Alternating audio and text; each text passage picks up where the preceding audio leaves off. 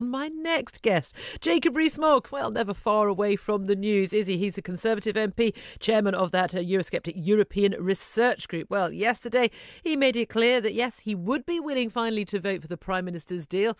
That, of course, after her promise to resign if she can get her Brexit deal through. Jacob Rees-Mogg joins us now. Good morning to you.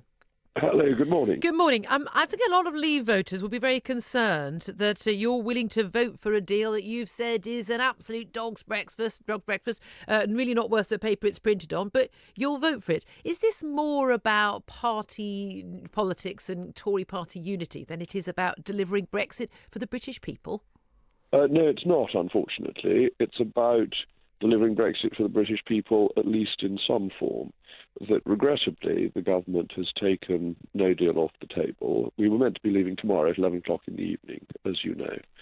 And the government agreed with the European Union, which turned out to be superior law to UK law, that would no longer happen.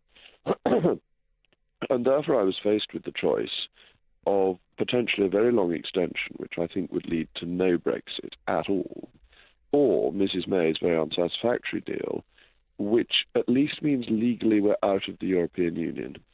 And yes, the second stage and the backstop could be highly unsatisfactory, but it doesn't have to be highly unsatisfactory. It could be. There is a chance that it could be better, whereas remaining in is continued membership of the European Union and denies the result of the referendum and is clearly worse than her deal. So that was the regrettable choice that I faced. Well, there are many Eurosceptics who, like you, opposed to the deal, who say that actually a long extension, a year, even two, is better than her deal, because her deal, let's face it, doesn't end any of the uncertainty. It just moves us into the second phase. Yes, definitely better if she isn't handling it, as someone who's handled the first stage so badly. But the hands of whoever is in charge at number 10 are going to be tied by the terms of what's in that 585-page document, written, by the way, by the EU, not by our side, which ties our hands. We're basically, we have to take all the rules and the laws from the EU, but we're still paying in, but we don't get to have a say. We don't get to have any votes. There are many that say that actually they're willing to risk a long extension and possibly even no Brexit at all in return for, well, a better prize. But what prize? Look how difficult it's been to get here. That we had a referendum in 2016 which gave a mandate to leave the European Union. And you saw yesterday the House of Commons run by Oliver Letwin rather than by the Prime Minister, unable to agree anything at all, except that the people doing it don't like and are trying to thwart Brexit. If we have a 2-year extension, we would then end up being 5 years from the referendum. What chance then is there that people say we must follow the referendum? Or do they begin to say, let's just stop the whole thing? The pressures against Brexit have been much more than I expected. I thought people would accept the referendum and implement it. But staying in the European Union for 2 years or potentially even permanently must be worse than accepting a deal that gets us legally out of the European Union. Because I think it's simply unrealistic to think that after a 2-year period there would be the political will to continue down the road of leaving. I think at that point, the Remainers would have won, we would be in the European Union, and getting the momentum that we had for the referendum, recreating that would not be possible. So it is better to take an unsatisfactory deal and be legally out and begin the process of diverging from the European Union. Now, this will obviously require strong political leadership.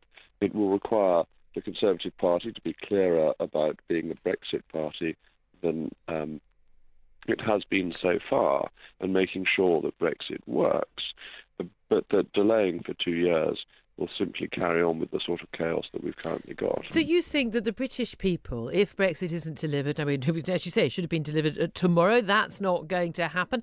If it's delivered on April the 12th or May the 22nd or even in the future. You think that the British people who voted for leave, who were given that vote, now had their say, had all that campaigning, who've gone through what the horrors of the best part of 3 years over this, you think they're just going to shrug and say, oh, well, all right then. We voted to bring power back to this country, but our MPs think they know better than us. We'll just put up with that. We'll shrug and we'll get on with our lives.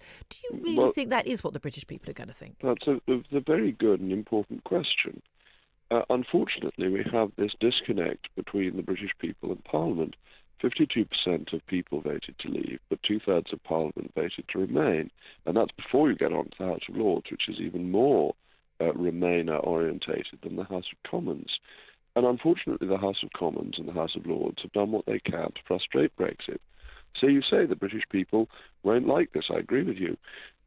But the British people have sovereign authority to elect MPs once every 5 years. They don't then set the terms for referendums and things like that.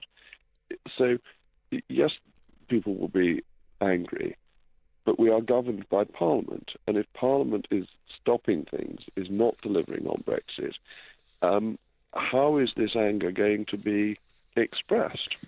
Well, what about one of the options here, of course, which is actually that we head towards a general election and we elect a Commons that is not representing Remain anymore?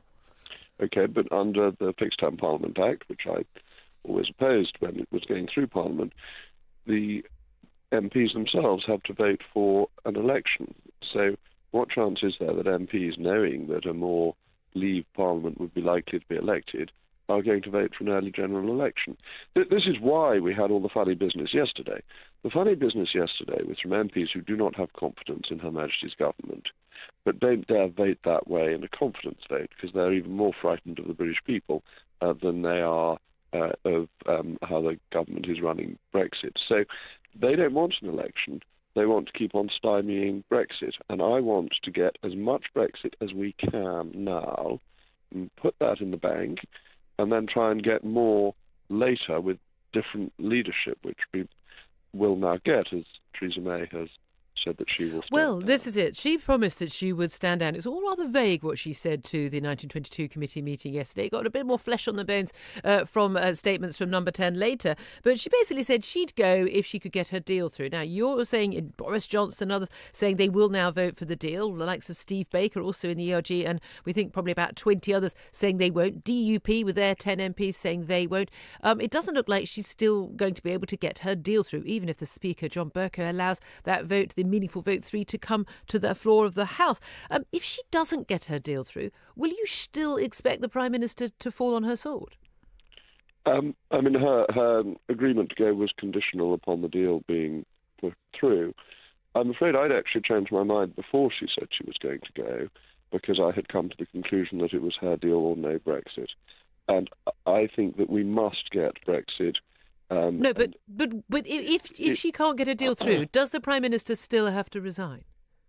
Well, I don't think if you look carefully at what she said, that she made a promise to go if her deal didn't go through. No, I think she said she would go if the deal went through. So even though she can entice more MPs to vote for her pretty much only policy, and she can, and to do that she has to offer to go because people think she's so incapable of delivering the only policy people know her for.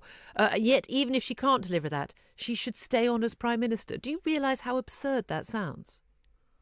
I'm not saying what I think. I'm saying what I understood the Prime Minister to say. But do you think that she should stay on if she can't deliver Brexit? Well, I was involved in a no-confidence vote in the Prime Minister at the end of last year, which I lost, and I think I have to accept that that was the result of the party's decision. But I think the view that I held in November, December, and expressed quite openly, is one that is on the record.